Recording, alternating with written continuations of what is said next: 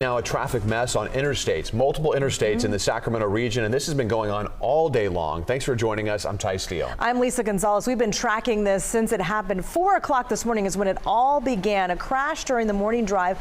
A big rig flipped on its side on the Yolo Causeway right around 5 o'clock this morning.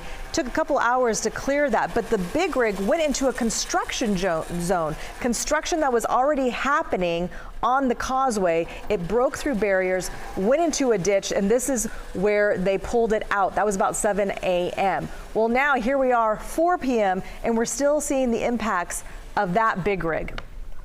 So now we are still seeing the traffic tie-ups and the backups in all of the freeways all around downtown Sacramento and in West Sacramento. Here's a live look from the Caltrans camera. This is Enterprise and at 80, and you can see, look at that, almost a standstill on the right-hand side there. Really just stop and go. People have been dealing with this all day long. What a nightmare. If we could take our traffic camera right now to show you the digital version of this backup, you can see that long backup on 80 when 50 turns into 80 on the causeway here in West Sacramento is where this all happened at Harbor Avenue. If we could take that next traffic map here, let me bring that up for you right here. Takes a minute and we'll show you the traffic camera. Not popping up for us right now, but essentially there we go. Traffic is at a standstill. This is at Harbor Avenue on 50 as you enter the causeway, and you can see big rigs, vehicles just trying to get home, everybody just at a standstill at this point in time. And Ty, not only, I mean, I was caught in this earlier today, but this West Sacramento backup, that goes all the way back into the WX freeway portion, which then in turn affects people getting on WX from I-5, 99, Capital City Freeway, and also westbound 50. And it's been like this all day long. The man with a lot of insight into exactly what happened today, Dennis Keaton with Caltrans, joins us live right now. Dennis, I know this was not a part of the plan, and I tried to explain it briefly, but we know, and you gave us heads up that you were going to start a very important construction project on the causeway. That started what, Sunday, Dennis? Yeah, that's correct. The YOLO 80 pavement rehabilitation program started and primarily was beginning on the shoulder.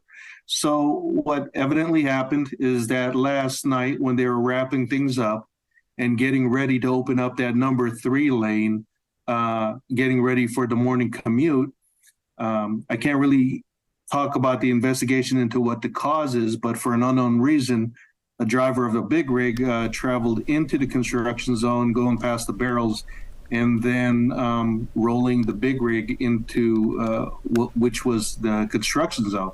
And as you stated, it was already taking some time and it had to wait before we could get that scene cleared.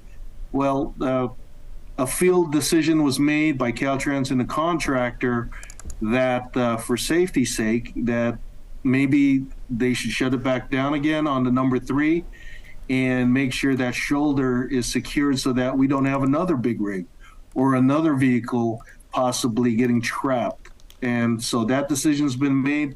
They're at about 50% complete in filling in that shoulder.